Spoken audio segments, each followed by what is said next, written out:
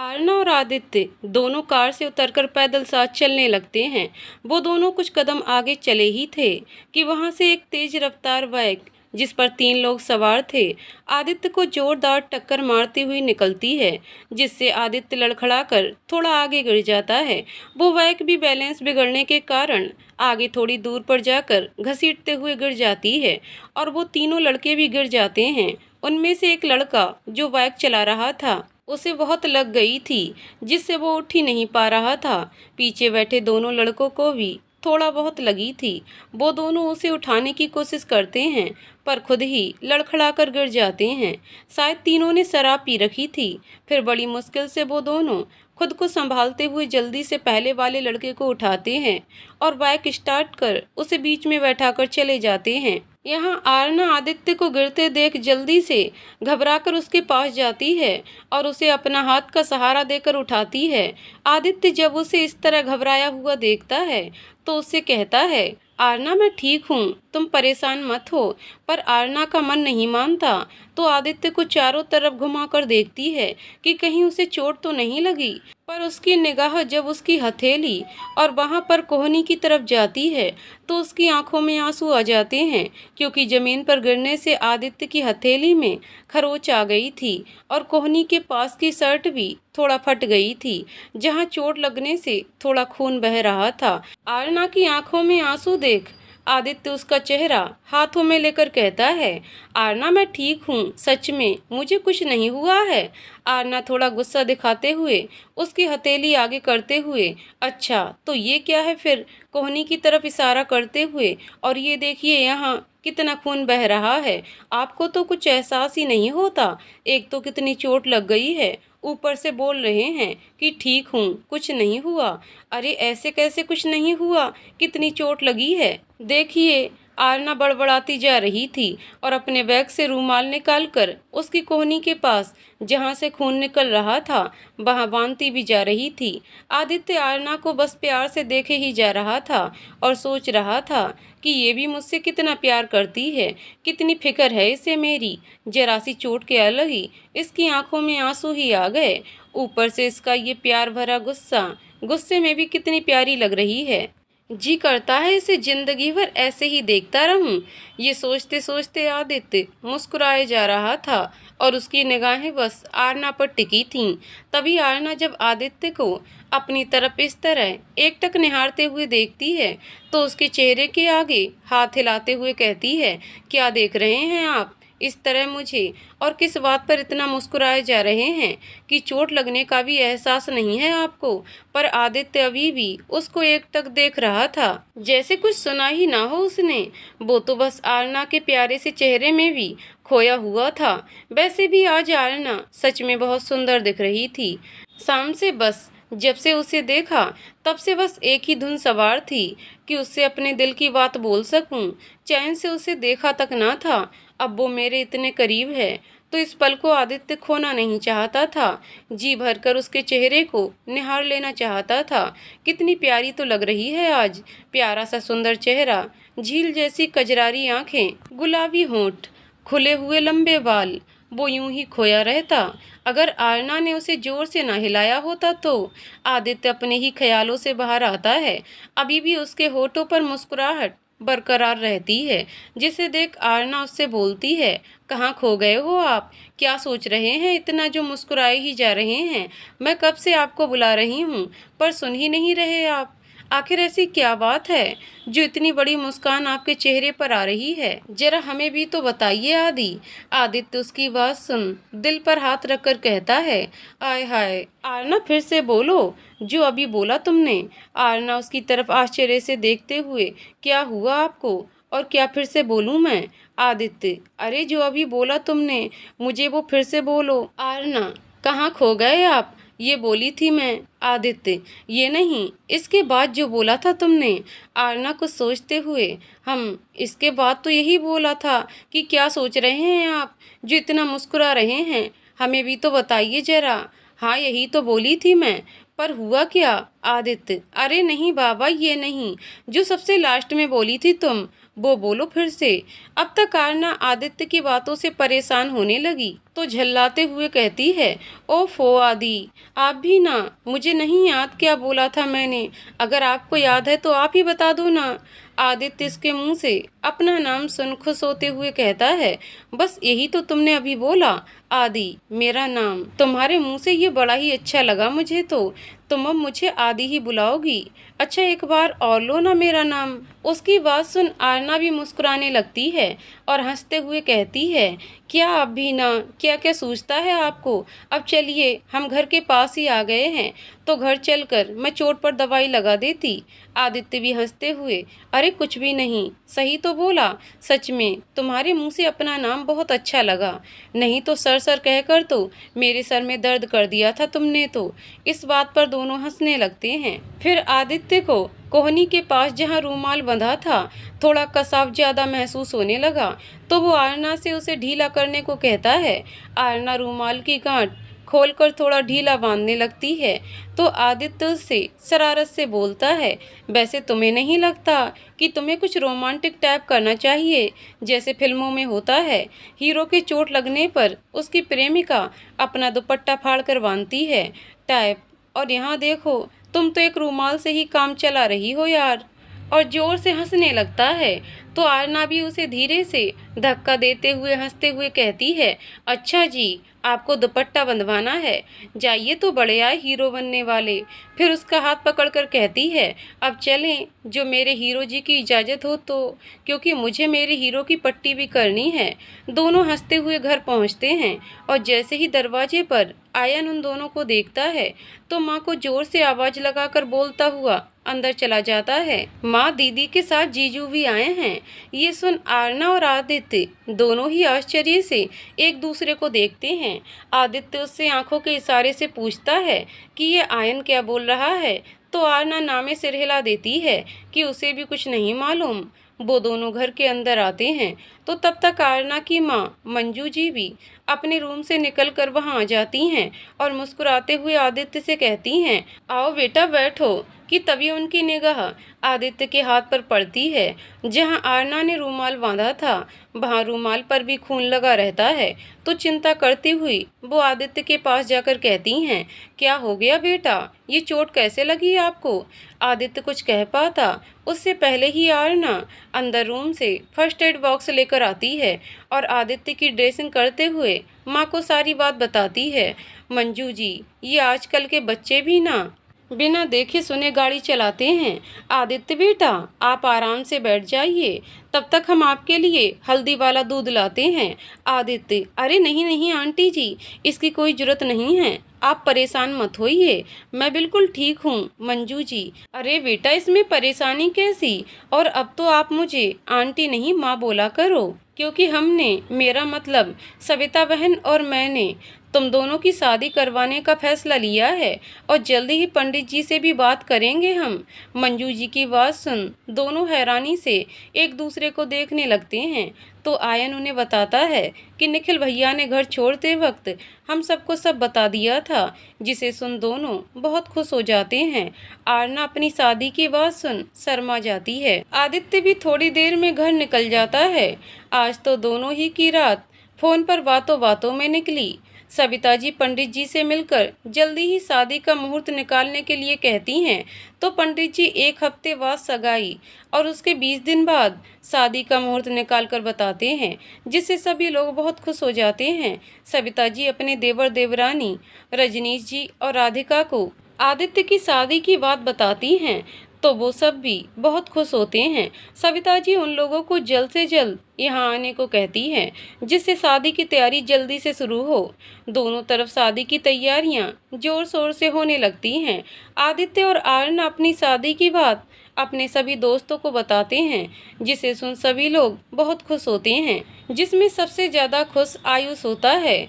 वो उससे मिलने जब घर आता है तो सौम्या भी उसके साथ होती है। वो दोनों ढेर सारी मिठाई और बहुत सारी शॉपिंग करके आते हैं और आरना के गले लगकर बधाई देते हैं। आरना उन दोनों को यूं अचानक आया देखकर बहुत खुश होती है। फिर इतनी सारी मिठाई और शॉपिंग के पैकेट्स देखकर कहती है, अरे वाह, इतनी सारी मिठाई, और तुम लोगों ने तो अपनी शादी की शॉपिंग भी शुरू कर दी यार। आज तो लगता है सारा मार्केट ही उठा लाए हो। उसकी बात सुन सौम्या हंसते हुए मीठे का एक पीस उसके मुंह में ठूसते हुए कहती है, जी मैडम जी, ये सारी मिठाई आपके लिए ही है और ये सारी शॉपिंग भी हमने अपनी शादी के लिए नहीं तुम्हारे लिए की है। जिसे सुन आरना और मंजू जी उन दोनों की तरफ हैरानी से देखने लगते हैं। आरना कुछ कहने को होती है, उससे पहले ही आयुष मीठे का एक पीस मंजू जी को खिलाते हुए कहता है, क्यों आंटी जी, क्या मैं आपके बेटे जैसा नहीं हूँ? आप अब किसी भी बात की चिंता मत कीजिएगा। आरना की शादी की सारी जिम्मेदारी अब उसके बेस्ट फ्रेंड और उसके बड़े भाई की है, तो आप बिल्कुल निश्चिंत रहिए। बस क्या काम कैसे करना है बताते जाइए। आयुष की बात सुन मंजू जी और आरना दोनों की आंखों में आंसू आ जाते हैं। आरना आयुष के गले लग जाती है तो सौम्या उससे, मैं भी हूँ यार, कहते हुए वो भी गले लग जाती है। मंजू जी तीनों बच्चों की बलैयां लेते हुए खूब सारा आशीर्वाद देते हुए कहती हैं, हमेशा ऐसे ही साथ रहना मेरे बच्चों। तभी आयन वहां आकर बोलता है, अरे भाई, अगर आप लोगों का ये भरत मिलाप हो गया हो तो कोई मुझे भी मिठाई खिलाएगा। उसकी बात सुन सब हंसने लगते हैं और आरना उसे उसका फेवरेट मीठा खिलाती है। मीठा खाकर आयन बाहर अपने दोस्तों से मिलने चला जाता है। आयुष, आरना और सौम्या बैठकर बातें करने लगते हैं। मंजू जी अपने काम में लग जाती हैं। आरना को मीठा बहुत पसंद रहता है तो वो बात करते करते 3-4 पीस मीठा खा चुकी रहती है, जिसे देख आयुष उससे कहता है, बस कर मेरी माँ, इतना खाएगी तो फूल कर कुप्पा हो जाएगी। फिर शादी के वक्त आदित्य तुझे देखते ही भाग जाएगा कि पसंद तो मैंने दीपिका पादुकोण को किया था, ये गुड्डी मारुति कहाँ से आ गई। उसकी बात सुन सौम्या जोर से हंसने लगती है और आरना उसे मारने के लिए दौड़ती है, पर आयुष भागकर मंजू जी के पास आ जाता है, जो उसे आरना की पिटाई से बचा लेती हैं। यूं ही हंसते खेलते दिन निकल जाता है। यहाँ सविता जी आरना को ऑफिस जाने के लिए मना कर देती हैं, क्योंकि वो नहीं चाहती कि उनकी बहू इस समय कोई भी काम का प्रेशर ले। इस समय वो सिर्फ अपने ऊपर ध्यान दे, खूब सजे संवरे और खुश रहे। आरना और आदित्य भी उनकी बात का मान रखते हैं। हालांकि आदित्य थोड़ा दुखी हो जाता है कि अब आरना को रोज ऑफिस में नहीं देख पाऊंगा, तो आरना उसे समझाती है कि अब बस कुछ ही दिन की तो बात है, फिर मैं शादी करके आपके पास ही तो आ जाऊंगी। लेकिन आदित्य उससे एक प्रॉमिस लेता है कि चाहे कुछ भी हो, पर दोनों हर दिन एक बार जरूर मिलेंगे, क्योंकि अब वो उसे देखे बिना एक भी दिन नहीं रह सकता था। हाल तो कुछ ऐसा ही आरना का भी था, इसलिए दोनों ही एक दूसरे को प्रॉमिस करते हैं कि रोज दिन में एक बार जरूर मिलेंगे। दोनों रोज मिलते, घंटों फोन पर बातें करना, कब दिन गुजर जाता और रात हो जाती दोनों को पता ही ना चलता। एक हफ्ता इसी तरह निकल जाता है। आदित्य की सगाई का दिन भी आ जाता है। चाचा चाची और उनके बच्चे भी विदेश से आ जाते हैं। दोनों तरफ सारी तैयारियां हो चुकी थीं। एक बहुत बड़े होटल में आयुष ने आदित्य और आरना की सगाई का कार्यक्रम रखा था और सभी के स्वागत की बहुत अच्छे से व्यवस्था करवाई थी। एक दोस्त के साथ साथ बड़े भाई की जिम्मेदारी भी वो आज बखूबी निभा रहा था। किसी भी चीज की कोई कमी नजर नहीं आ रही थी। आरना को उसने सौम्या और शिखा के साथ पार्लर भेज दिया था तैयार होने के लिए। आज आरना बहुत ही प्यारी लग रही थी। पिंक कलर का लहंगा जिस पर वाइट और गोल्डन जरी का खूबसूरत सा वर्क था, लहंगे से मैच करती ज्वेलरी, वाइट कलर का नेकलेस जिस पर बीच में पिंक कलर का बहुत ही प्यारा सा फ्लावर बना बड़ा सा पेंडेंट, कानों में भी वाइट और पिंक कलर के फ्लावर वाले टॉप्स, हाथों में चूड़ियाँ, कजरारी आंखें, पिंक लिपस्टिक। उसे देखकर ऐसा लग रहा था जैसे आसमान से कोई परी उतर आई हो। वहीं सौम्या और शिखा भी बहुत खूबसूरत लग रही थीं। आयुष उनको पार्लर से लाने जाता है। जब वो तीनों को देखता है तो एकटक देखता ही रह जाता है। सौम्या उसके पास आकर चुटकी बजाते हुए कहती है, क्या हुआ मेरे होने वाले पतिदेव, कहाँ खो गए? आयुष उसकी तरफ प्यार से देखते हुए कहता है, यार तुम तीनों इतनी सुंदर लग रही हो ना कि क्या बोलूं। आज तो हम दोनों पर बिजली गिरने ही वाली है लगता। ये बात वो आरना की तरफ मुस्कुराते हुए देखकर कहता है तो सौम्या उसकी तरफ हैरानी से देखती हुई बड़े ही भोलेपन से पूछती है, हम दोनों मतलब? तो आयुष उसके गले में प्यार से हाथ डालते हुए धीरे से कहता है, हम दोनों मतलब मेरी होने वाली पत्नी जी। एक तो मैं हूँ जिस पर आप बिजली गिरा ही चुकी हो, क्योंकि आज इतनी प्यारी लग रही हैं आप कि जी चाहता है कि अभी एक किस ले लूं। उसकी बात सुन सौम्या शर्मा जाती है और धीरे से उसके सीने में हाथ मारते हुए उससे दूर जाते हुए कहती है, तुम भी ना आयुष कहीं भी शुरू हो जाते हो। वैसे वो दूसरा कौन है ये बताओ। उन दोनों को खुसर फुसर करते देख आरना और शिखा हंसने लगते हैं, क्योंकि उन्होंने आयुष और सौम्या की बातें सुन ली थीं। फिर आरना उन लोगों से कहती है, यार तुम लोग ये खुसर फुसर भी इतना जोर से करते हो कि हमने तुम्हारी बातें सुन ली। सॉरी यार। और आयुष की तरफ देखती हुई, हमें भी जानना है ये दूसरा कौन है। आयुष भी हंसते हुए आरना के पास आ उसके कंधे पर हाथ रखते हुए कहता है, अरे दूसरा और कौन होगा आदित्य के सिवाय। अभी तो उस पर ये बिजली गिरेगी। और कहते हुए आरना को एक आंख मारता है। उसकी बात सुन आरना भी शर्मा जाती है और सिर नीचे कर लेती है। फिर कुछ सोचते हुए कहती है, तुम दोनों नहीं तीनों पर बिजली गिरेगी। अब आयुष के साथ साथ सौम्या और शिखा भी उसकी तरफ बड़ी बड़ी आंखें कर आश्चर्य से देखने लगते हैं। तो आरना बताती है, इतना हैरानी से मत देखो यार, बता ही रही हूँ, वो तीसरे निखिल जी हैं। उसकी बात समझ शिखा उसे चुप रहने को बोलती है।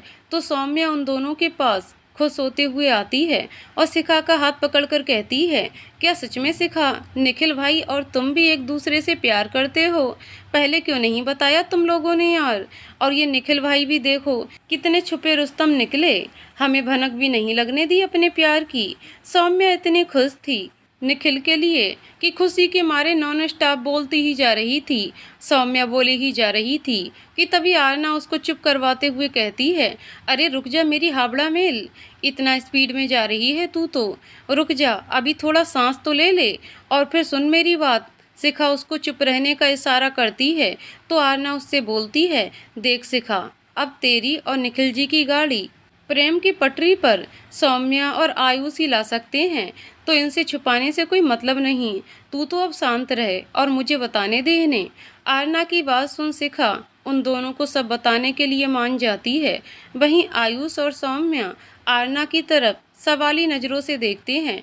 तो आरना उनको बताती है कि शिखा ने जब पहली बार निखिल जी को देखा था तभी उसे उनसे प्यार हो गया था, पर ये बात वो अभी तक निखिल जी से बता नहीं पाई है और बताने से डरती भी है कि कहीं वो इनकार ना कर दें इसे, इसलिए मुझे भी तुम लोगों को बताने से रोक रही थी। वैसे तो ये बड़ी बेबाक सी लड़की है, पर प्यार के मामले में सबको डर लगता है, तो अब हम चारों को इसका प्यार इसे दिलवाने में मदद करना है, जिसमें सौम्या तुम सबसे पहली कड़ी रहोगी। ऐसा कह वो उन दोनों की तरफ अपना हाथ बढ़ाती हुई कहती है, बोलो साथ दोगे ना हमारा। आयुष और सौम्या दोनों खुशी से आरना से हाथ मिलाते हैं और एक साथ बोलते हैं, बिल्कुल यार, हम दोनों तैयार हैं। अब तो निखिल भाई के दिल में शिखा के लिए प्यार जगा कर ही रहेंगे। ये सुन शिखा बहुत खुश हो जाती है और दोनों के गले लग जाती है। शिखा आरना को भी पास खींच लेती है और चारों गले लग जाते हैं।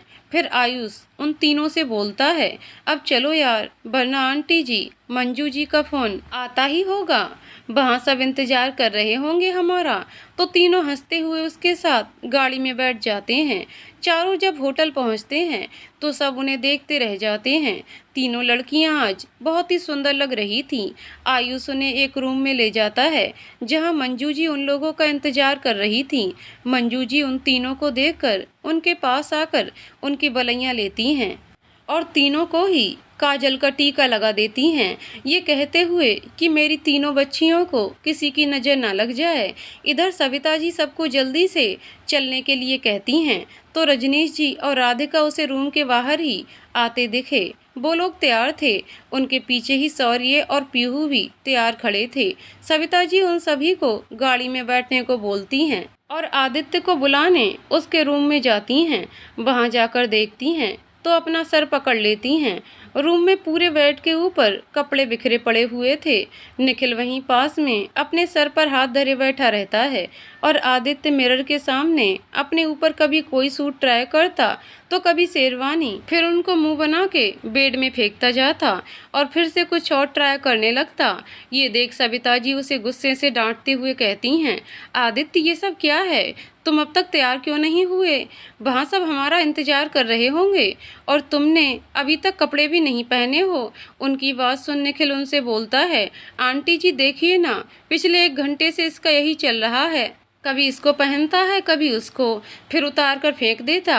अभी कल ही देखो मैं इसके लिए ये शेरवानी लेकर आया हूँ, उसमें भी नाटक इसका, ऐसी है वैसी है, इसका कलर मेरे ऊपर नहीं जम रहा, आरना के सामने मैं ठीक लगूंगा कि नहीं, और भी न जाने कितनी बातें कर डाला ये।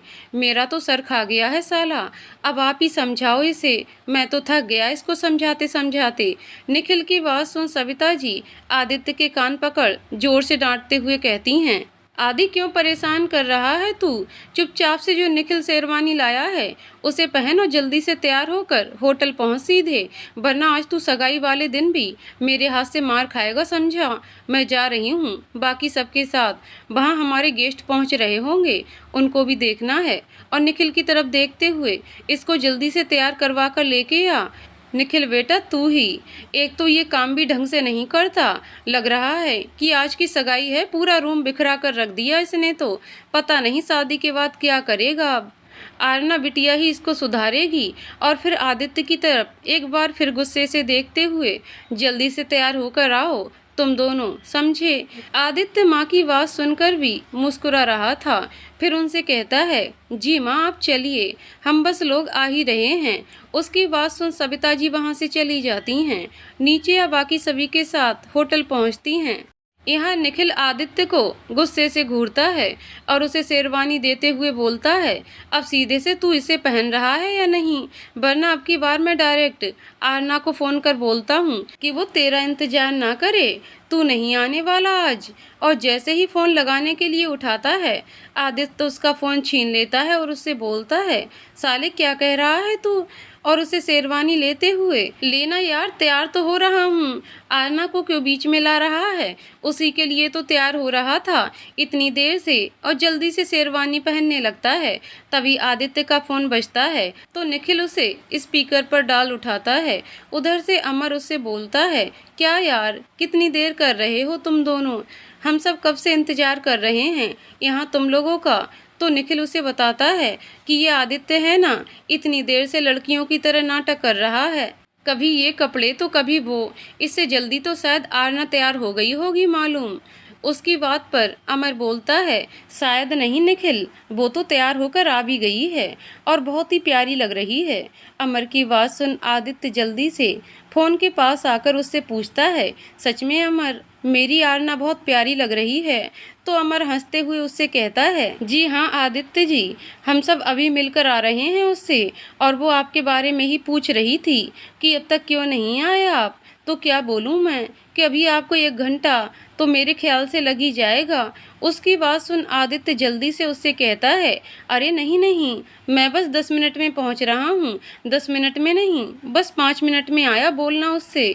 और जल्दी से फ़ोन रख, बाल सेट करता है और निखिल से चलने के लिए बोलता है। निखिल उसे देख पेट पकड़कर जोर जोर से हंसने लगता है और हंसते हंसते वहीं बेड पर लेट जाता है। उसकी हंसी अभी भी नहीं रुक रही थी, तो आदित्य उसे ऐसा करते देख हैरान होकर पूछता है, अभी इस तरह गला फाड़ फाड़ कर क्यों हंस रहा है? क्या हो गया तुझे? अभी तो चलने की जल्दी कर रहा था, अब मैं तैयार हो गया हूँ तो पलंग पर पसर गया। उसे अपनी तरफ अभी भी हंसता हुआ देखता है तो बेड में पड़ा तकिया उसकी तरफ फेंकते हुए कहता है, साले हुआ क्या है तुझे, जो मुझे देख यूं हंसे जा रहा है? कोई कार्टून दिख रहा हूँ क्या मैं तुझे? निखिल उसकी बात सुन बड़ी मुश्किल से अपनी हंसी रोकते हुए कहता है, यार तू कार्टून दिखता तो भी चल जाता, कम से कम वो पैंट तो पहने रहता। जा पहले तू अपनी शेरवानी के नीचे का पैजामा तो पहन कर आ, या ऐसे ही चलेगा?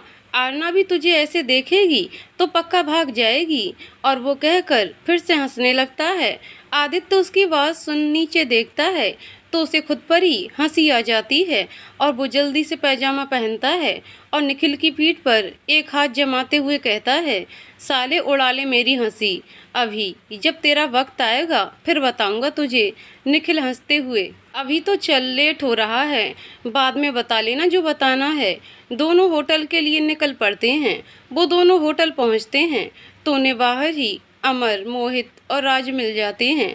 वो सभी उन दोनों को लेकर होटल के अंदर जाने वाले दूसरे रास्ते से होटल के अंदर आयुष के बताए हुए रूम में जाते हैं, जो सीधा उस बड़े से हॉल में निकलता है जहां सगाई का फंक्शन रखा गया है। आरना और बाकी सभी दोस्त उसी रूम में बैठे रहते हैं।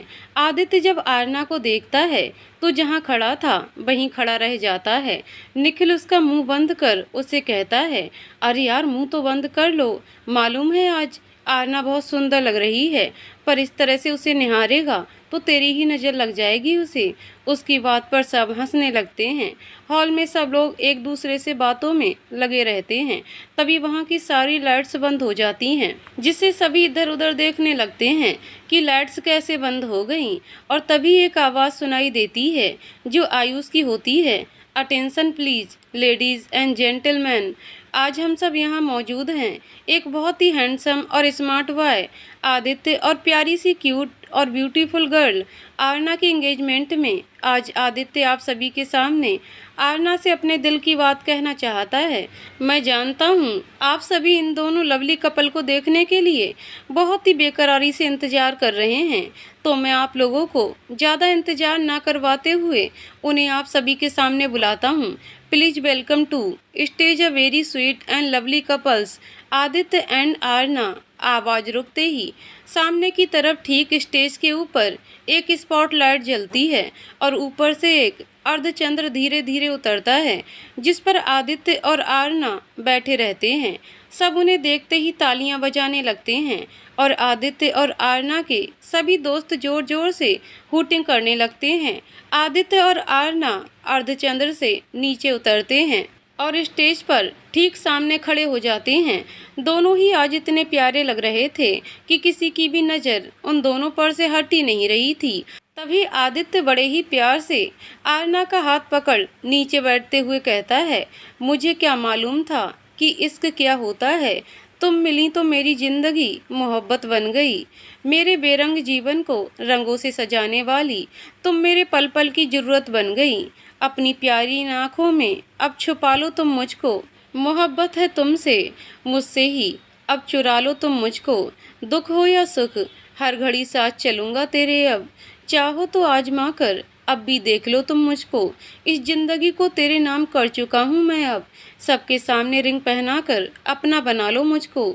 हॉल में चारों तरफ धीमी धीमी रोशनी जल रही है और स्पीकर्स में आदित्य की आवाज़ गूंज रही थी, जिसे सभी लोग बड़े ही ध्यान से सुन रहे थे। स्टेज के ठीक बीचों बीच स्पॉटलाइट आदित्य और आरना को कवर कर रही थी। जैसे ही आदित्य की बात खत्म होती है, आरना अपनी आंखों में खुशी के आंसू लिए उसके गले लग जाती है और सबके सामने ही उससे कहती है, हम भी आपसे बहुत बहुत बहुत प्यार करते हैं आदित्य जी, अब एक पल भी आपके बिना नहीं रह सकते हम भी।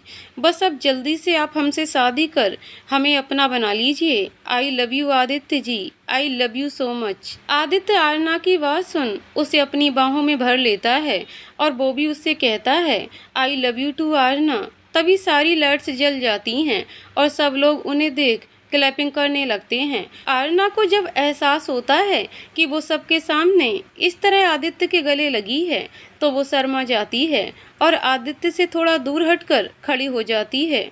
आदित्य की स्थिति भी ऐसी थी क्योंकि वहाँ सभी बड़े भी थे और सविता जी, रजनीश जी और राधिका जी तीनों कभी एक दूसरे का चेहरा देखते, कभी आदित्य को, क्योंकि उन्हें उम्मीद ही नहीं थी कि आदित्य आरना से इस कदर प्यार करता है। वो सभी उन दोनों के लिए बहुत खुश होते हैं।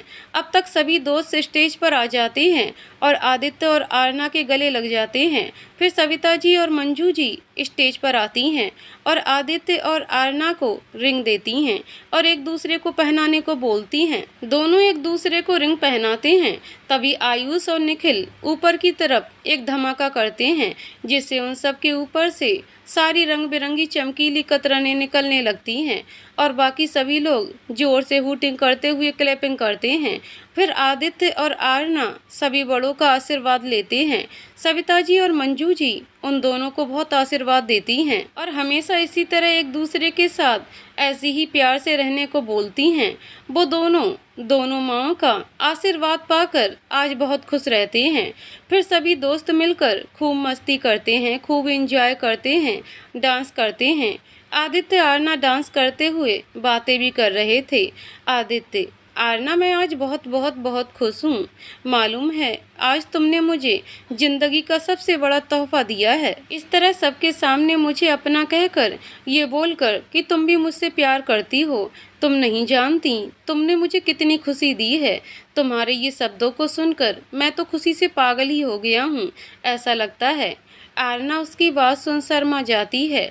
फिर शरारती मुस्कान लिए उससे बोलती है, देखिए ज़्यादा खुश मत होइए, आप पागल हो जाएंगे तो मेरा क्या होगा? फिर मुझे दूसरे से शादी करनी पड़ेगी। उसकी बात सुन आदित्य उसके मुंह पर अपना एक हाथ रख देता है और दूसरे हाथ से उसकी बाहों को जोर से पकड़कर उससे बोलता है, आरना, दोबारा ऐसी बात कभी मत बोलना। मैं मर जाऊंगा आरना, तुम्हारे बिना जीने की अब कल्पना भी नहीं कर सकता। आरना आदित्य को इतना बेचैन देखकर और उसकी बात सुन कहती है, आई एम सॉरी आदि, मैंने तो बस मजाक में कहा था ऐसा, मैं तो बस आपके साथ। आदित्य अपने हाथों का कसाब आरना के और बढ़ाते हुए, तुम ऐसे कैसे कर सकती हो आरना, मेरे साथ ऐसा मजाक? मैं मजाक में भी तुमसे दूर जाने की नहीं सोच सकता। और तुम, ये बोलते बोलते वो रुक जाता है। उसे एहसास होता है कि उसने बातों बातों में ही आरना का हाथ कितनी जोर से पकड़ लिया है, जिससे शायद उसे दर्द भी होने लगा है और आंसू भी आ गए हैं। वो तुरंत उसका हाथ छोड़ देता है और उससे माफ़ी मांगते हुए कहता है, सॉरी आरना, मैं तुम्हें दर्द नहीं देना चाहता था, पर मैं तुमसे अब एक पल भी दूर जाने की ना तो सोच सकता हूँ और ना ही किसी और के साथ तुम्हें देख सकता हूँ। तो प्लीज़ आज के बाद ऐसा कभी भी कुछ भी मत बोलना। और उसका हाथ अपने हाथों में लेते हुए प्रॉमिस करो आरना मुझसे कि आज के बाद मुझसे दूर जाने वाली कोई बात नहीं कहोगी।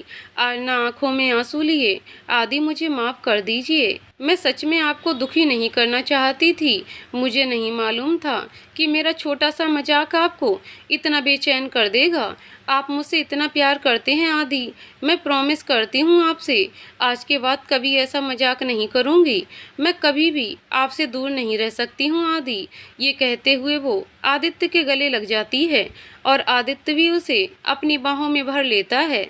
आदित्य और आरना दोनों ही डांस करते हुए बातें कर रहे थे। तभी आरना की नज़र अपने आसपास डांस करते सभी दोस्तों पर जाती है। आयुष सौम्या के साथ, अमर खुशी के साथ और मोहित मेघा के साथ डांस कर रहा था।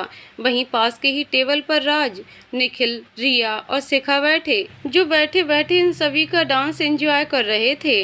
आरना को खामोश देख आदित्य उससे पूछता है, क्या हुआ, तुम इतनी चुप क्यों हो गई? तो आरना उसे शिखा और निखिल के बारे में बताती है और आदित्य भी उन दोनों को मिलाने में उनका साथ देने को तैयार हो जाता है। निखिल की नज़र आज बार बार शिखा पर ही जा रही थी क्योंकि आज वो बहुत ही सुंदर दिख रही थी।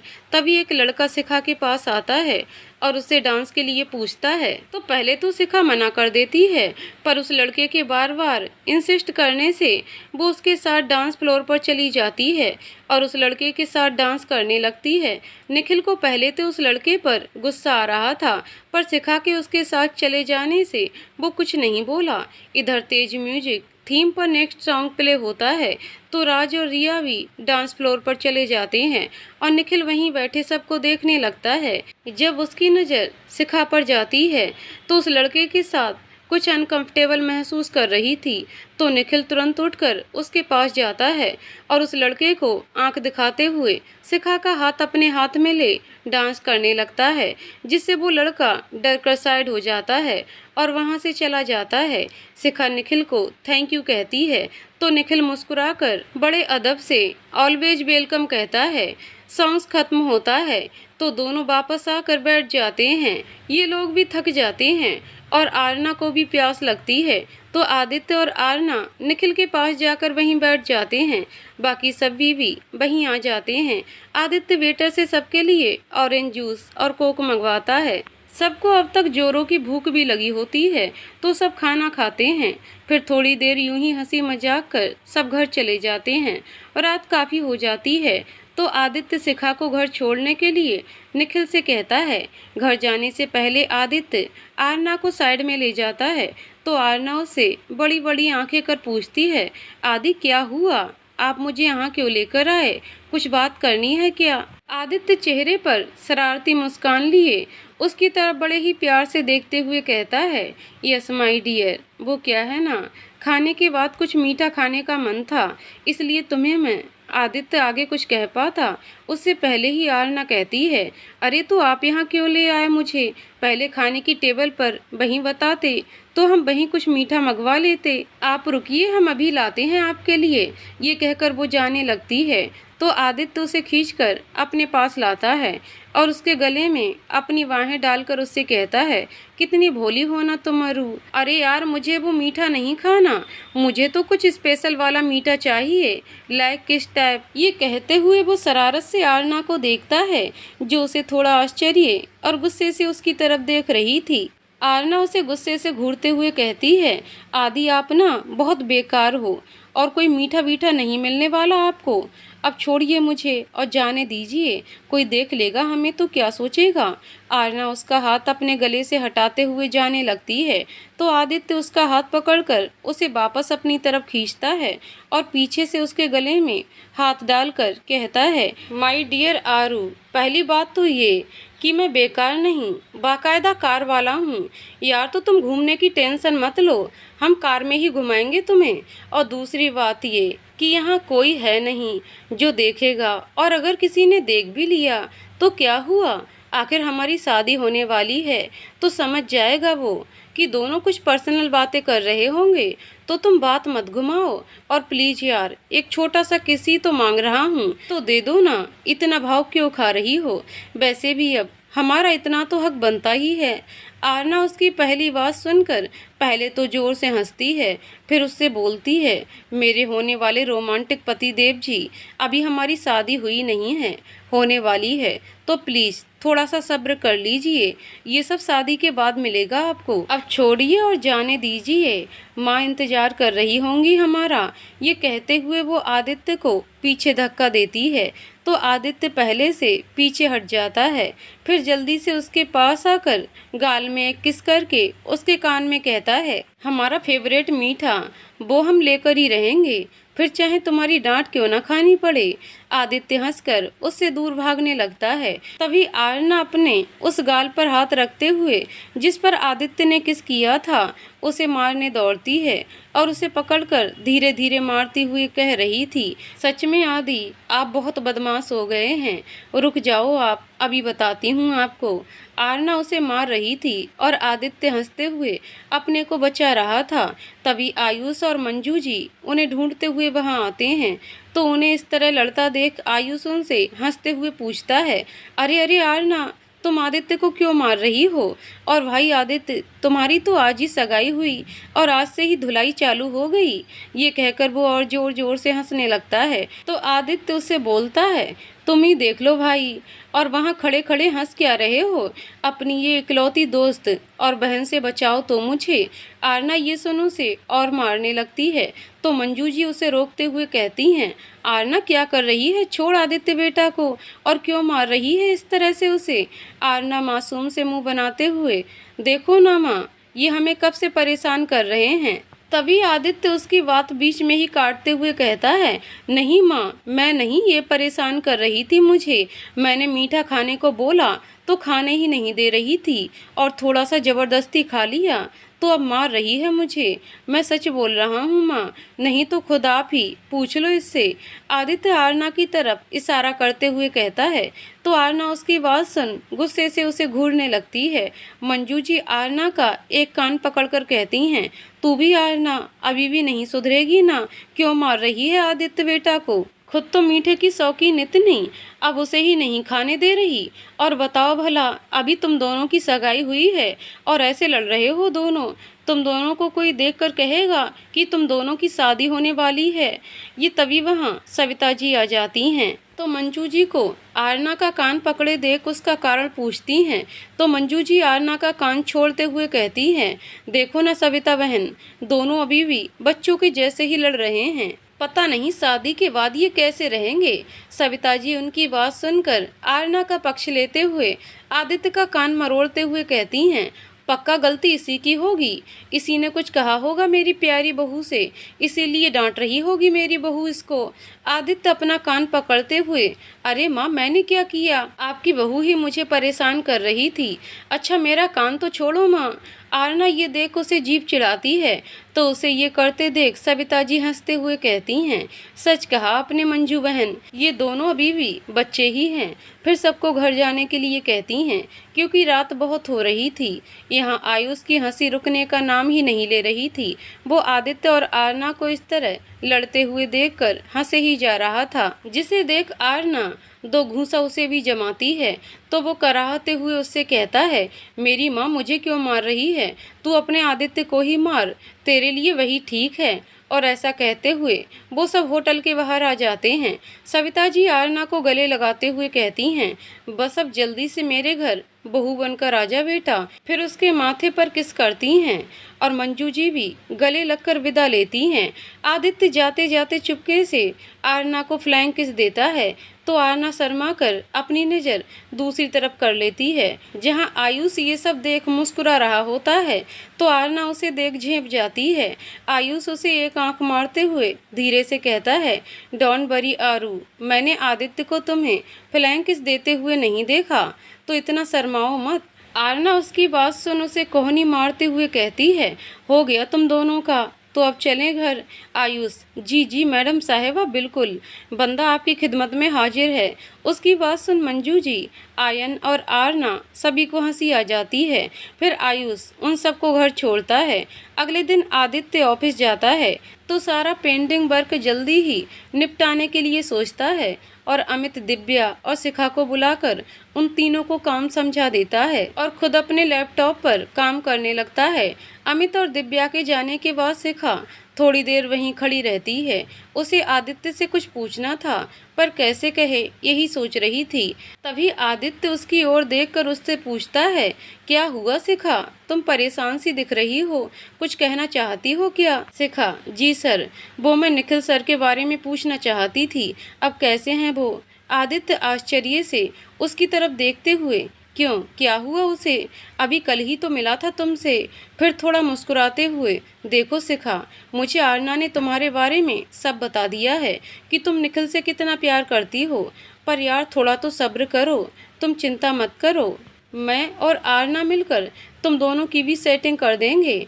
आदित्य की बात सुन शिखा उससे बोलती है, नहीं नहीं सर, ऐसी बात नहीं है कि आपकी निखिल जी से बात नहीं हुई, उन्होंने कल रात वाली बात शायद आपको नहीं बताई, मुझे लगा वो आपके साथ ही होंगे, इसीलिए आपसे ही पूछा, क्योंकि उनका फ़ोन नंबर मेरे पास नहीं है। वो एक ही सांस में बोल गई सब। आदित्य उसकी बात सुनकर हैरान होते हुए उठकर उसके पास आता है क्योंकि शिखा के चेहरे में निखिल के लिए परेशानी और फिक्र उसे साफ दिखाई दे रही थी। तो वो उससे पूछता है, क्या बात है शिखा, मुझे साफ साफ बताओ तुम। और निखिल कल रात मेरे पास आया ही नहीं, वो शायद अपने मामा जी के घर चला गया होगा, पर बात क्या है, मुझे सब सच बताओ यार। वो शिखा को कुर्सी पर बैठाता है और बोलता है, अब बताओ मुझे क्या बात हुई। शिखा आदित्य को कल रात की सब बात बताती है कि किस तरह कल उसकी सगाई में एक लड़का उसे परेशान कर रहा था तो निखिल जी ने उसकी हेल्प की। फिर जब निखिल जी उसे घर छोड़ने गए तब भी बीच रास्ते में उस लड़के और उसके दोस्तों ने कार रुकवाकर हमारे साथ बदतमीजी की और लड़ाई भी शुरू उन्होंने ही की। निखिल जी की मुझे बचाने के चक्कर में उनसे झड़प भी हो गई थी, जिसमें निखिल जी को कुछ चोट भी आई है। कल वो बहुत गुस्से में थे, उनका गुस्सा देख मैं डर गई थी, इसलिए ज़्यादा बात भी नहीं की उन्होंने मुझसे और ना ही चोट में ड्रेसिंग करने दी। बस गुस्से में ही मुझे घर छोड़कर चले गए। ये कहते हुए वो रोने लगी तो आदित्य उसे शांत करते हुए जल्दी से निखिल को फ़ोन लगाता है। 2 बार रिंग पूरी जाती है, निखिल फ़ोन नहीं उठाता तो आदित्य को उसकी थोड़ी चिंता होने लगती है, क्योंकि निखिल उसका कॉल हमेशा 1 या 2 बेल जाते ही उठा लेता था। वो उसे फिर से कॉल लगाता है तो इस बार निखिल फ़ोन उठा लेता है। वो फ़ोन बिना देखे ही अलसाई सी आवाज़ में बोलता है, हेलो, कौन बोल रहा है बे? चैन से सोने भी नहीं देते हो यार तुम लोग। आदित्य उसकी बात सुन गुस्से में, साले मैं बोल रहा हूँ आदित्य, और तू है कहाँ? कब से फ़ोन कर रहा था, उठा क्यों नहीं रहा था तू मेरा फ़ोन? निखिल आदित्य की आवाज़ सुन एक ही झटके में जल्दी से आंखें खोलकर फ़ोन देखता है और फिर फ़ोन कान पर लगाते हुए कहता है, अरे आदि तू, सॉरी यार, मैं नींद में था ना, इसलिए तेरा फ़ोन नहीं उठा पाया। वैसे इतनी सुबह सुबह मुझे कैसे याद किया? कहीं आरना की जगह मुझे गलती से तो फ़ोन नहीं लगा दिया? ये कहते हुए वो हंसने लगता है। आदित्य अभी भी गुस्से में था तो उससे बोलता है, ज़्यादा बत्तीसी मत दिखा साले, मैंने आरना को नहीं तुझे ही फ़ोन किया था। मैं आ रहा हूँ अभी मामा जी के घर, तो तू जल्दी से रेडी हो जा, मुझे तुझसे कुछ बात करनी है। आदित्य की बात सुनते ही निखिल जल्दी से उठकर बैठ जाता है और उसे रोकते हुए बोलता है, यार तू रुक, मैं ही आता हूँ, क्योंकि मैं मामा जी के घर गया ही नहीं। अब निखिल की बात सुन आदित्य चौंक जाता है और हैरानी भरे स्वर में उससे बोलता है, तो तू है कहाँ मेरे बाप? ना तू मामा जी के घर गया, ना मेरे घर आया, तो रात भर कहाँ? देख, मुझे कल रात के बारे में सिखा ने सब बता दिया है, तो तू मुझे और गुस्सा मत दिला, बता जल्दी कहाँ है तू? निखिल धीमी आवाज में, सुनना यार, गुस्सा तो मत हो, मैं आ रहा हूँ ना, फिर बताता हूँ तुझे सब। अभी तू कहाँ है, ऑफिस में या घर में, ये बता। आदित्य, मैं ऑफिस में ही हूँ, तू आ जल्दी से बस। निखिल, हम बस आ रहा हूँ यार। शिखा आदित्य की तरफ बेसब्री से देखे ही जा रही थी। उसे निखिल के बारे में जानने की बेचैनी थी। आदित्य उसे देखकर कहता है, शिखा तुम चिंता मत करो, वो ठीक है, अभी आ रहा है, तो खुद ही बात कर लेना तुम, अब परेशान मत हो और जाकर इस फाइल को तो देख लो, क्योंकि अब आरना का काम भी तुम्हें ही देखना है। फिलहाल शादी तक तो निखिल आता है तो मैं तुम्हें बुला लूँगा।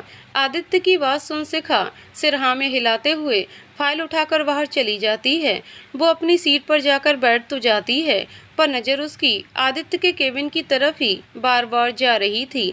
निखिल जैसे ही आदित्य के केबिन में आता है, पीछे से शिखा भी उसे देख जल्दी से आ जाती है, पर वो केबिन के बाहर ही खड़ी रहती है और निखिल को एक झलक देखने के बाद कि अब वो ठीक है, वापस अपनी सीट पर आकर काम करने लगती है।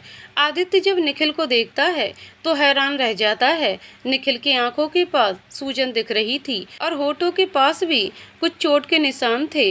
निखिल जैसे ही उसे कुछ बताने को करता है, आदित्य उससे पहले से ही उसे गले से लगा लेता है और उससे बोलता है, यार एक बार तू मुझे बता तो देता, एक फ़ोन ही कर देता तो हम सब दोस्त आ जाते वहाँ। तू अकेले ही भिड़ गया उन लोगों से, देख क्या हालत कर दी उन्होंने तेरी, और तू रात भर था कहाँ, ये बता पहले। निखिल, छोड़ ना यार, उस टाइम जो ठीक लगा वो किया मैंने, और देख तेरा दोस्त उन 4 नालायकों पर भारी पड़ गया, आखिर भागे ही वो लोग डर कर। ये कहकर वो हंसने लगता है और आदित्य को कुछ सोचता हुआ देखकर उससे पूछता है, अब इतनी भी बड़ी बात नहीं हुई जो तू सोच में पड़ गया, और रात में मैं ये सूजा हुआ मुंह लेकर मामा जी के घर जाना नहीं चाहता था और तेरे घर आता तो आंटी जी मुझे इस तरह देखकर परेशान होती, इसलिए मैं कल होटल में ही रुक गया था। आदित्य उसकी बात सुन गुस्से से जैसे ही कुछ बोलने को होता है, निखिल उसका हाथ पकड़कर उसे शांत करते हुए कहता है, हो गया ना यार, अब गुस्सा तो मत कर। वैसे एक बात बता यार, वो लड़का जो कल शिखा को परेशान कर रहा था वो शायद तेरी तरफ का तो था नहीं, क्योंकि मैं अच्छे से तेरे सभी रिश्तेदारों को जानता हूँ, तो वो क्या आरना का कोई रिश्तेदार था? आदित्य निखिल की तरफ देखते हुए, नहीं यार, वो आरना की साइड का भी नहीं है, मैं भी तुझसे बात करने के बाद यही सोच रहा था, फिर आरना से भी बात हुई, अभी तो वो भी नहीं जानती उसे, यही बात तो समझ नहीं आ रही कि फिर वो कौन था और मेरी सगाई में क्या कर रहा था। खैर वो भी जल्द पता चल जाएगा, क्योंकि मैंने इंस्पेक्टर विजय से बात कर ली है, तो जल्दी ही सब पता लगा लेंगे। निखिल, अरे वाह आदि, तू तो बड़ा होशियार हो गया है। अच्छा सुन, उस लड़के का तो बाद में पता लगा लेना, पहले मेरे लिए कुछ खाने को मंगवा। तेरे फ़ोन के चक्कर में जल्दी से उठकर सीधा तेरे पास ही आ गया, ब्रेकफास्ट भी नहीं किया। आदित्य उसकी आवाज़ सुनकर हंसते हुए एक फाइल उसके सर पर मारता है और फ़ोन से उसके लिए कुछ खाने का ऑर्डर देता है। थोड़ी देर में एक लड़का आकर खाने का पार्सल देकर चला जाता है तो आदित्य निखिल को खाने को बोलता है, फिर कुर्सी में बैठते हुए कहता है, अरे हाँ निखिल, सुनना, तू शिखा से भी मिल ले, वो तेरे लिए परेशान हो रही थी। वैसे भी मुझे तुमसे शिखा के बारे में कुछ बात करनी है, तो पहले तू आराम से खा पी ले और शिखा से मिल ले, तब तक मैं यहाँ का कुछ काम निपटा लेता हूँ, फिर बात करते हैं। निखिल मुंह में सैंडविच का स्लाइस खाते हुए ही उससे पूछता है, शिखा के बारे में? उसके बारे में मुझसे क्या पूछना है तुझे? आदित्य लैपटॉप पर ही नजर गड़ाए बिना निखिल की तरफ देखे, पहले तू खा तो ले यार, फिर देखकर बोलता है, आराम से बात करेंगे, जब तक मैं ये ईमेल सेंड कर दूं और थोड़ा वर्क और पेंडिंग पड़ा है जल्दी से निपटा लूं। निखिल उसकी बात सुन ओके कहकर अपना सैंडविच फिनिश करता है। थोड़ी देर बाद शिखा अपना काम फिनिश कर वहां आती है और आदित्य को एक फाइल देते हुए कहती है, सर इसे एक बार देख लीजिए आप भी। और आज शायद मिस्टर मेहता से आपकी मीटिंग है, उनका फ़ोन आया था कुछ दिन पहले, आरना ने आप दोनों की मीटिंग फिक्स की थी, तो एक बार उनसे भी बात कर लीजिएगा आप। फिर निखिल को भी वहां देखकर उससे बोलती है, हेलो निखिल जी, अब आप कैसे हैं? आदित्य उससे फाइल लेते हुए, ओह यस यस, मैं उनसे बात कर लेता हूँ अभी, और फ़ोन पर बिजी हो जाता है। निखिल भी शिखा की तरफ देखकर, हेलो शिखा, मुझे क्या हुआ? मैं तो बिल्कुल ठीक हूँ। फिर अपने चेहरे पर लगी चोट का ध्यान आते ही होठों पर हाथ से सहलाते हुए, अरे ये तो कुछ नहीं, ठीक हो जाएगा जल्द ही, ये छोटी मोटी चोट तो लगती रहती हैं, तो तुम चिंता मत करो, बस तुम थोड़ा कम तैयार हुआ करो, वरना यूं ही लड़कों को पिटवाती रहोगी। ये कहकर हंस देता है। उसकी बात सुन शिखा भी मुस्कुरा देती है और कल के लिए उसे थैंक यू बोलती है, फिर बड़े प्यार से उसे देखने लगती है। अब तक आदित्य मिस्टर मेहता से बात कर चुका होता है, तो फोन रख शिखा की तरफ देखकर उसको बुलाता है, पर शिखा का ध्यान नहीं जाता कि आदित्य उसे बुला रहा है।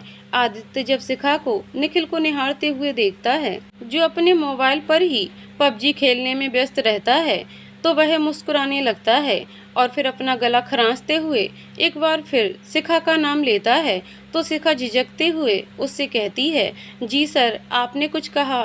आदित्य अभी भी मुस्कुराते हुए ही, हाँ शिखा जी, हम कुछ कह रहे थे, पर आपका ध्यान ही कहीं और था। खैर अब सुनो तुम, मेरी मिस्टर मेहता से बात हो गई है, तो उस मीटिंग को आज तुम हैंडल करोगी। मैं आज यहाँ का सारा पेंडिंग काम खत्म करूँ, अभी 12 बजे मीटिंग है, ठीक है ना? तुम देख लोगी ना?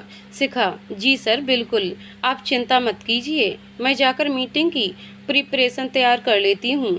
और ये कहकर वो बाहर चली जाती है। उसके जाते ही आदित्य निखिल के सर पर चपत लगाते हुए उससे बोलता है, साले तू बस ये पबजी खेल, इतनी प्यारी लड़की कब से तुझे निहार रही है और तेरा ध्यान ही नहीं, कब समझेगा यार तू?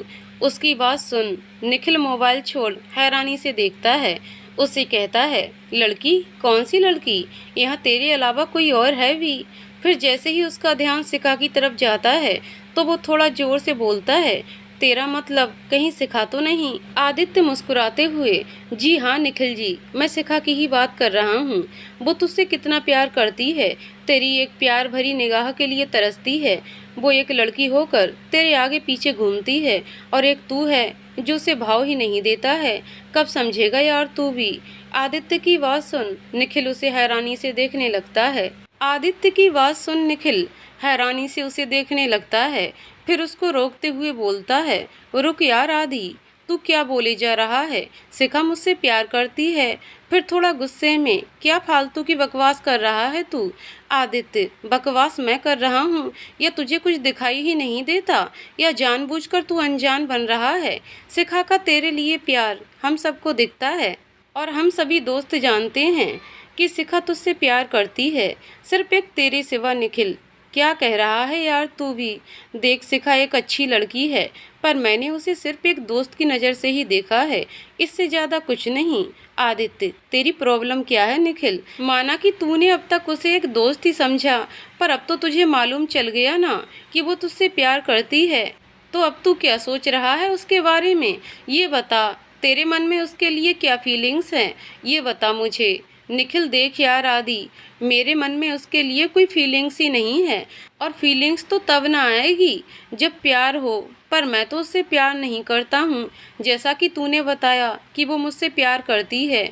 एक तो मुझे खुद ही समझ नहीं आ रहा कि मैं क्या करूँ। बस इतना जानता हूँ कि दो लोग एक रिश्ते में तब बनते हैं जब उन दोनों के ही बीच प्यार होता है, जैसे तेरे और आरना के बीच।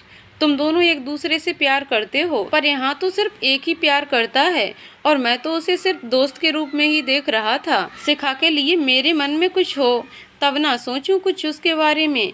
देख अब मैं और कुछ नहीं बोल सकता इस बारे में, तू समझ थोड़ा मुझे भी। ये कहकर निखिल चुप हो जाता है। आदित्य को भी समझ नहीं आता कि अब क्या बोले उसे या कैसे समझाए निखिल को, क्योंकि उसे शिखा के लिए बहुत बुरा लग रहा था। पर निखिल जो बोल रहा था वो भी उसकी जगह सही है। दोनों थोड़ी देर चुपचाप बैठे रहते हैं। निखिल को कुछ समझ नहीं आता कि क्या कहे, तो वो अपने मोबाइल में फिर से पबजी खेलने लगता है। पर अब उसका मन खेल में भी नहीं लग रहा था। उसे देख आदित्य को थोड़ा गुस्सा आ जाता है कि इसे शिखा की भावनाओं की कोई परवाह ही नहीं।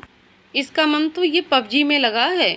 कैसा दोस्त है मेरा जिसे किसी लड़की के इमोशंस की कोई कदर ही नहीं। वो अपना गुस्सा निखिल पर उतारने ही वाला था कि तभी शिखा केबिन में एंटर करती है। उसे आया देख आदित्य और निखिल दोनों उसकी तरफ देखने लगते हैं। शिखा एक फाइल आदित्य को देते हुए कहती है, सर आप इसे एक बार देख लीजिए, मीटिंग का टाइम हो गया है तो मैं निकलती हूँ। शिखा निखिल की तरफ एक बार भी नहीं देखती। वो आदित्य से बात कर सीधा बाहर निकल जाती है, पर आदित्य उसकी लाल आंखों को देखकर सब समझ जाता है कि शिखा सब सुन चुकी है, और वो रोई भी है। उसे उसके लिए बहुत दुख होता है और निखिल पर गुस्सा भी आता है। शिखा के ऐसे बर्ताव से निखिल को बहुत अजीब लगता है। वो थोड़ा चिंतित होकर आदित्य की तरफ देखकर उससे बोलता है, यार आदि, कहीं शिखा ने हमारी बात सुन तो नहीं ली? उसने एक बार भी मेरी तरफ नहीं देखा, और अगर मेरी बात सुन ली होगी तो क्या सोचेगी यार? वो मेरे बारे में वो थोड़ा परेशान सा हो जाता है। निखिल को इस तरह परेशान होता देख आदित्य को बहुत गुस्सा आता है। वो कुछ नहीं बोलता उससे। उसकी चुप्पी देखकर निखिल खींचकर उससे बोलता है, अब कुछ बोलेगा भी? मैं क्या पूछ रहा हूँ तुझसे? आदित्य पहले तो उसे घूर कर गुस्से से देखता है, फिर कुछ सोचकर मुस्कुराने लगता है। निखिल उसे ऐसे मुस्कुराते देख हैरानी से उससे बोलता है, तू पागल हो गया है क्या यार? यहाँ मैं परेशान हूँ कि शिखा क्या सोच रही होगी, कहीं उसने सुन तो नहीं लिया सब? और एक तू है जो मुस्कुराया जा रहा है। साले तू दोस्त है या दुश्मन? अपने ही दोस्त को परेशान देखकर मुस्कुरा रहा है। आदित्य अब उसकी बात सुन हंसने लगता है, जिसे देख निखिल को और गुस्सा आ जाता है, और वो वहीं पास पड़ी फाइल जो अभी शिखा आदित्य को देकर गई थी उसे आदित्य की तरफ फेंकता है। तो आदित्य उसे कैच करते हुए उससे कहता है, अपना गुस्सा इस फाइल पर क्यों निकाल रहा है साले? और सुन, पागल मैं नहीं तू हो गया है, वो भी शिखा के प्यार में। उसकी बात सुन निखिल हैरानी से उसे देखकर बोलता है, फिर बकवास शुरू कर दी ना तूने आदि?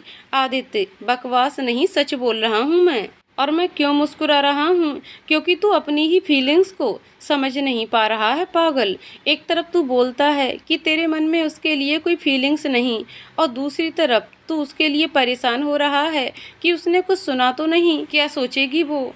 उसकी बात सुन निखिल कुछ कहने के लिए मुंह खोलता ही है कि उससे पहले ही आदित्य उसके पास वहीं टेबल पर बैठ उससे बोलता है, अब तू चुप रहे और मेरी बात ध्यान से सुन। तू कहता है ना तेरे मन में उसके लिए कोई फीलिंग्स नहीं, तो वो क्या था जो कल हम सब ने देखा? तेरा बार बार शिखा को देखना, उसकी परवाह करना। फिर जब उस लड़के ने शिखा को परेशान किया तब तू क्यों गया था उसको शिखा से दूर करने, और फिर उस लड़के से शिखा को बचाना, उसके लिए लड़ना, ये सब क्या है? और फिर अपने मोबाइल का फ्रंट कैमरा ऑन कर उसे दिखाते हुए, और अब खुद देख तू अपना ये थोबड़ा जो मार खाकर सूजा हुआ है, ये चोट किसके लिए खाई थी तूने? शिखा के लिए ही ना। ये सब बातें यही कह रही हैं कि तेरे दिल में भी उसके लिए कुछ खास एहसास हैं, कि अब भी तुझे डाउट है कि तेरे मन में उसके लिए कोई फीलिंग्स नहीं हैं। पागल, तू खुद अपने ही दिल की बात नहीं सुन पा रहा है। एक बार अकेले में खुद सोच कर देख, ये सब बातें तुझे खुद ही एहसास हो जाएगा कि तुझे भी प्यार है शिखा से। तभी आदित्य का फ़ोन बजने लगता है तो वो फ़ोन पर बात करने लगता है। फ़ोन के उस तरफ शिखा रहती है।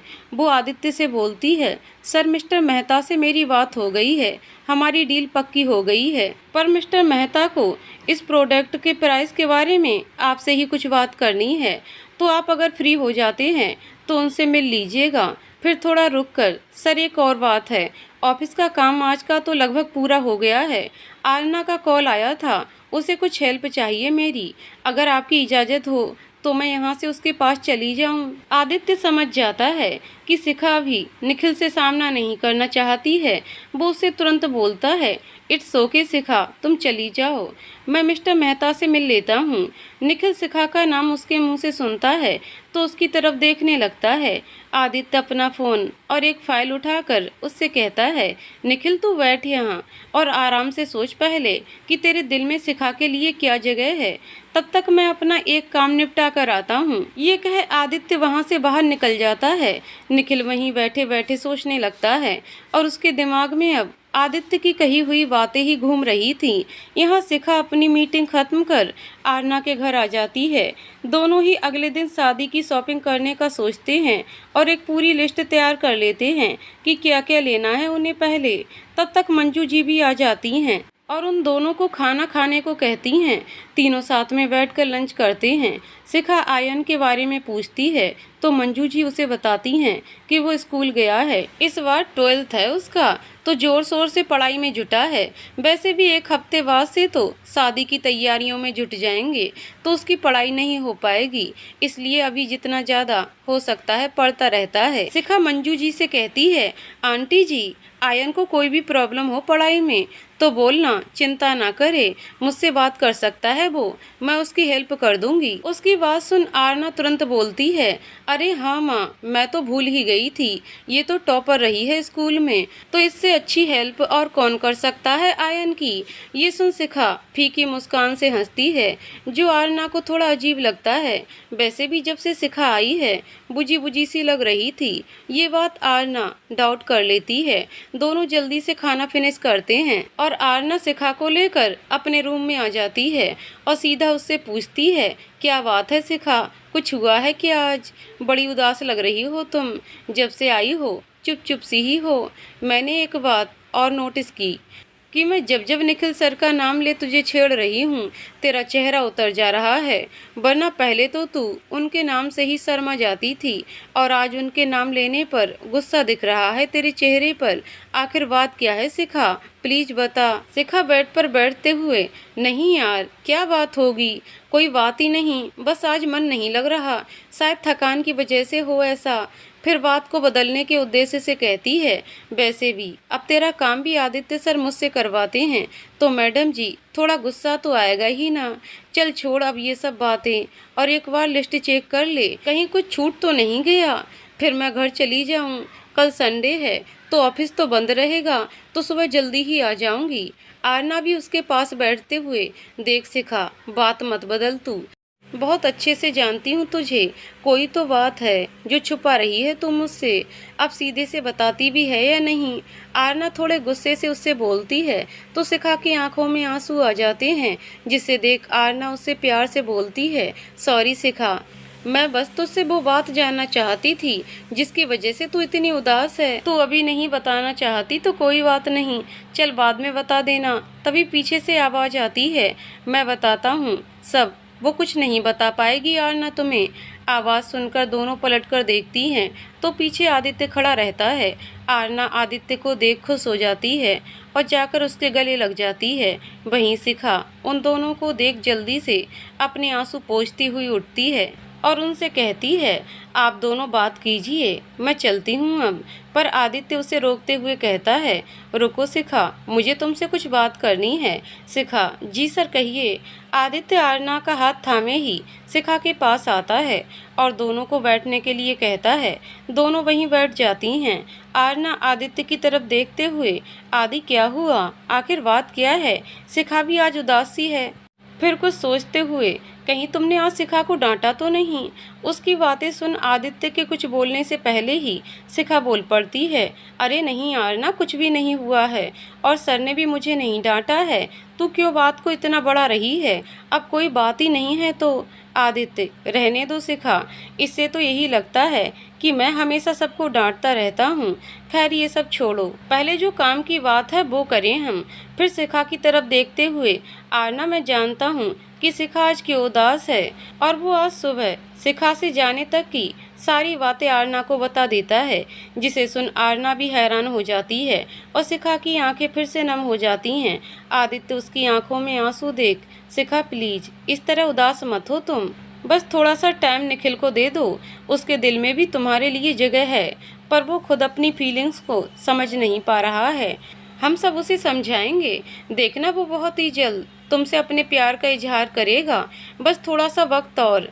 उसकी बात बीच में ही काटते और अपने आंसुओं को पोंछते हुए शिखा उससे बोलती है, नहीं सर, अब कुछ भी नहीं। जब निखिल जी मुझसे प्यार ही नहीं करते तो आगे कोई भी बात करने का कोई मतलब ही नहीं है। प्यार दिल से होता है और उनके दिल में मेरे लिए कोई भी फीलिंग्स ही नहीं है, तो ऐसे ज़बरदस्ती उनके दिल में मेरे लिए जगह बनाना सही नहीं है।